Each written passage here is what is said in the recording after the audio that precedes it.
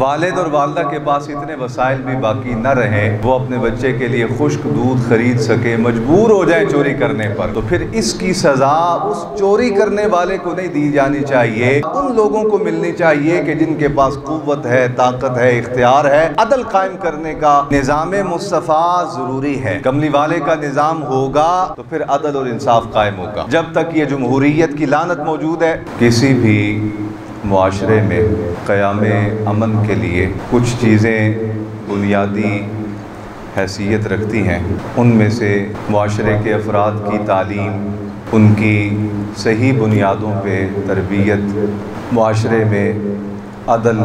انصاف کا قیام اور نظام، اور معاشرے کے افراد کا دوسروں پر شفقت کرنا، ان کے ساتھ نرمی کا، رحم دلی کا، صلہ رحمی کا معاملہ کرنا،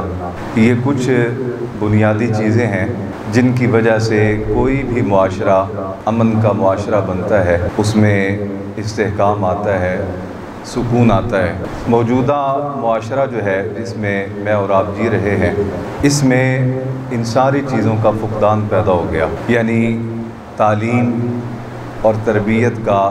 باقاعدہ کوئی نظام موجود نہیں۔ اپنے اپنے طور پہ لوگ کوشش کرتے ہیں اپنے بچوں کو پڑھانے کی، اور اپنی شعور اور عقل کے مطابق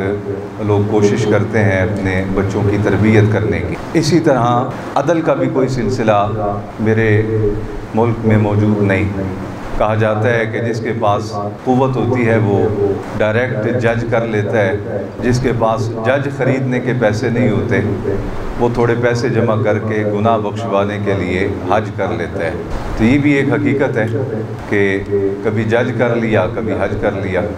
پاکستان میں نظام عدل اور انصاف نہیں ہے۔ اس کے بعد پھر ایک معاشی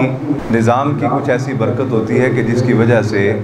لوگوں میں معاش کی تقسیم برابر ہو جاتی ہے، یعنی مراد یہ ہے کہ جب وسائل کی تقسیم برابر ہو، اس میں کسی قوم قبیلے کے لیے خاص لحاظ نہ رکھا جائے اور ہر فرد کو معیشت کا برابر حصہ دیا جائے،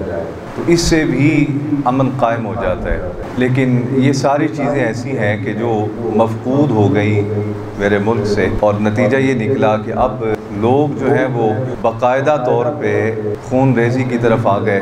گلے کاٹنے پر مجبور ہو گئے۔ گزشتہ دنوں میں نے ایک ویڈیو دیکھی، سفید پوش آدمی ہے، وہ ایک دکان پہ جاتا ہے اور جا کے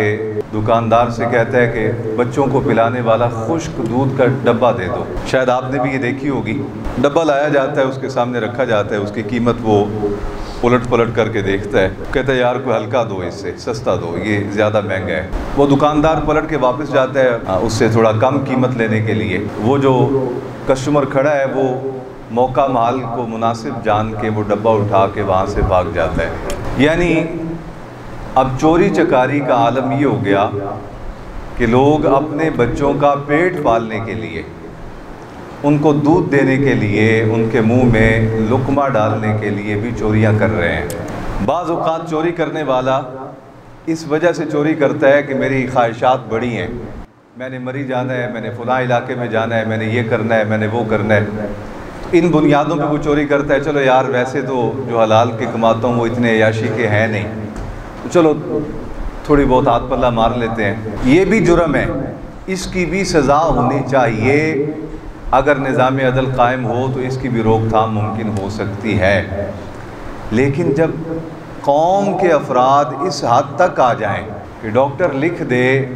کہ آپ کا بچہ گائے کا، بکری کا، بھینس کا دودھ نہیں پی سکتا،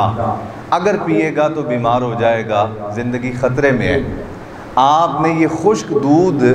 اس بچے کو پلانا کرنا ہے، اور والد اور والدہ کے پاس اتنے وسائل بھی باقی نہ رہیں کہ وہ اپنے بچے کے لیے خشک دودھ خرید سکے، مجبور ہو جائیں چوری کرنے پر،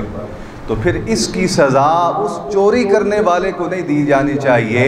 اس کی سزا ان لوگوں کو ملنی چاہیے کہ جن کے پاس قوت ہے، طاقت ہے، اختیار ہے، عدل قائم کرنے کا اور معاشرے میں وسائل کی درست تقسیم کرنے کا ان کو سزا دی جانی چاہیے۔ حضرت سیدنا علی مرتضیٰ شیر خدا رضی اللہ تعالیٰ عنہ نے ایک علاقے کے لیے گورنر بھیجا اور اس گورنر کو یہ نصیحت کی، فرمایا جاؤ وہاں اور وہاں دیکھنا، خیال کرنا اس بات کا کہ عاملین زکوٰۃ کو جب زکوٰۃ جمع کرنے کے لیے، کولیکٹ کرنے کے لیے بھیجنا تو ان عاملین زکوٰۃ پر بھی خفیہ لوگ متعین کرنا جو ان کی نگہبانی کریں، ان پہ نظر رکھیں، دیکھیں کہ یہ کیا کر رہے ہیں۔ ایسا تو نہیں کہ یہ لوگوں سے تو مال زکوٰۃ کا زیادہ لے رہے ہیں اور بیت المال میں آ کے جمع کرواتے وقت اسے کم کر کے جمع کروا دیتے ہیں، ہیر پھیر تو نہیں کرتے۔ لہٰذا جب عاملین زکوٰۃ کو زکوٰۃ لینے کے لیے بھیجنا تو باقاعدہ ان پہ خفیہ لوگ متعین کرنا، اور اگر کوئی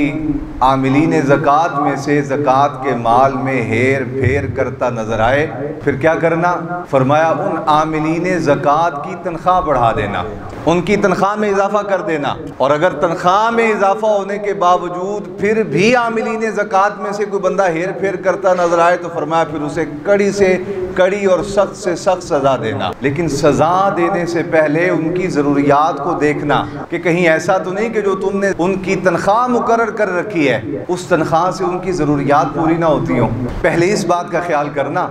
کہ تم وہاں علاقے میں گورنر ہو، تمہارے دستخط سے کسی کی جان بچ بھی سکتی ہے اور کسی کو لٹکایا بھی جا سکتا ہے، تو لہٰذا نظام حکومت چلاتے وقت وہاں اس بات کا خیال رکھنا کہ تمہارے ملازمین میں سے کوئی ایسا نہ ہو کہ جس کی تنخواہ اتنی کم ہو کہ اس کی تنخواہ سے اس کی ضروریات پوری نہ ہو سکیں۔ یہ ہے اسلام کا نظام، اور یہ حکمت اور یہ دانائی اور یہ فراست اور یہ عدل اور یہ انصاف مولا علی المرتضیٰ نے بالیقین بارگاہ مصطفیٰ سے حاصل کیا ہے۔ اب خلاصہ کلام یہ نکلا کہ عدل و انصاف کے قیام کے لیے نظام مصطفیٰ ضروری ہے۔ کملی والے کا نظام ہوگا تو پھر عدل اور انصاف قائم ہوگا۔ جب تک یہ جمہوریت کی لعنت موجود ہے اس وقت تک آپ عدل اور انصاف کی توقع رکھ سکتے بولو اسے آج آپ تسلیم کر لیں یا کوئی 2 عشروں بعد جا کے تسلیم کر لیں، یہ حقیقت ہے۔